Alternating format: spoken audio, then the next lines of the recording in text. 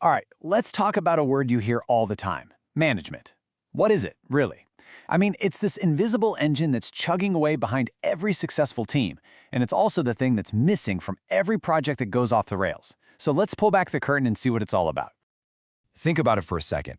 Have you ever seen this? You've got two teams, right? They've got the same talent, the same resources, the same exact goals. But one team is just on fire. They're crushing it. And the other, it just sputters out and fails. What's going on there? What's the secret ingredient that makes all the difference? Yep, you guessed it. The secret is management. It's that invisible force that somehow takes total chaos and turns it into real progress.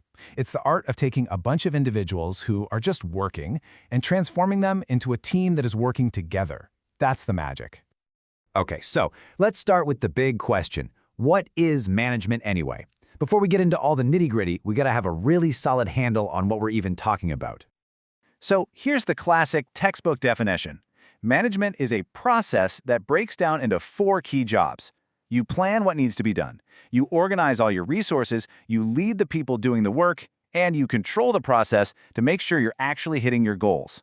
It's really about taking everything you've got, people, money, time, you name it, and aiming it all at one specific target. But here's a much simpler and I think better way to think about it.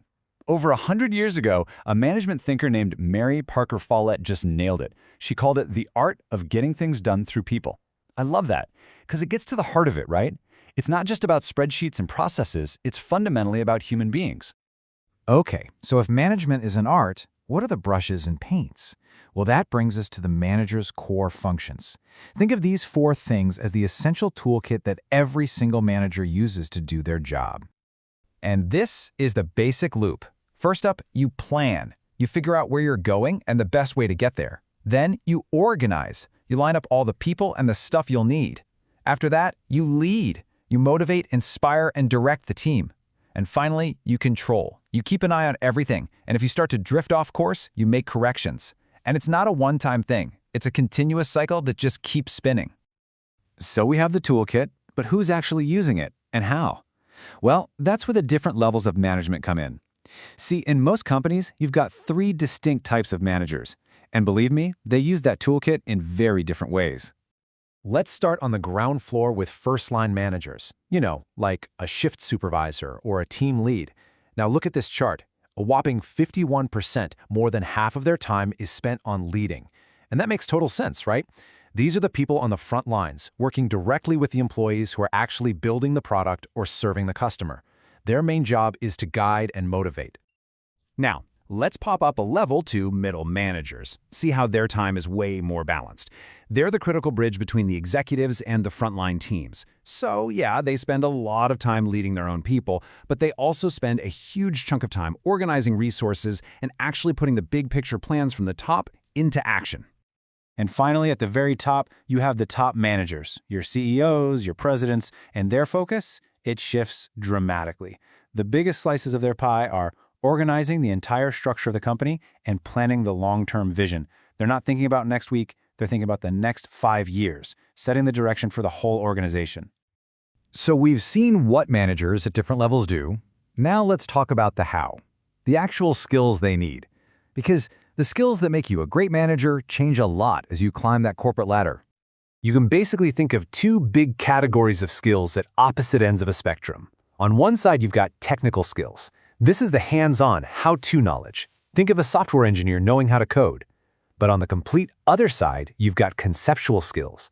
This is all about big picture thinking, the ability to see how all the different parts of the company fit together.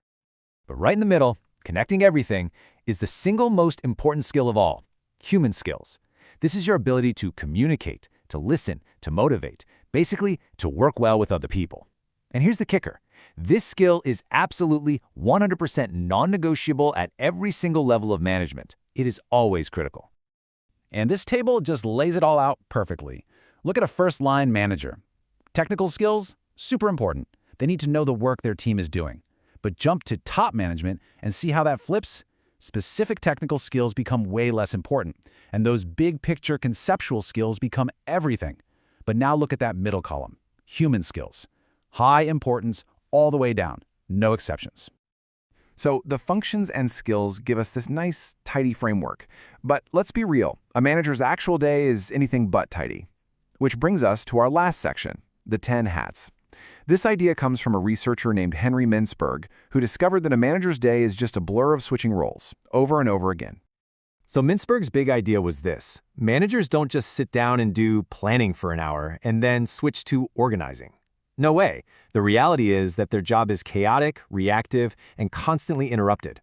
A manager's day is just a whirlwind of different conversations and fires to put out, which forces them to constantly swap hats. First, you've got the interpersonal hats, which are all about people. They have to be a figurehead at company events, a leader for their team, and a liaison who connects with people outside the team. Then you have the informational hats. Here, the manager is like the nerve center. They monitor the environment for important info, they disseminate that info to the right people on the team, and they act as a spokesperson to the rest of the company. And finally, there are the decisional hats, where they have to make the tough calls. They're an entrepreneur trying to start new projects, a disturbance handler putting out fires, a resource allocator deciding who gets the money, and a negotiator trying to make deals. And the wild part is, a good manager might wear all 10 of these hats before lunchtime. So when you put it all together, the functions, the levels, the skills, and all those hats, you get to a really powerful conclusion. Management isn't a title on a business card. It's a dynamic, absolutely essential set of skills. It's the toolkit we use to turn ideas into reality and help a group of people do things they could never, ever do alone. And that leaves us with one last really important idea. You do not need the title of manager to use this toolkit. So the real question isn't about them. It's about you. How can you take these tools, planning, organizing, leading, and use them to manage your own work more effectively, starting right now?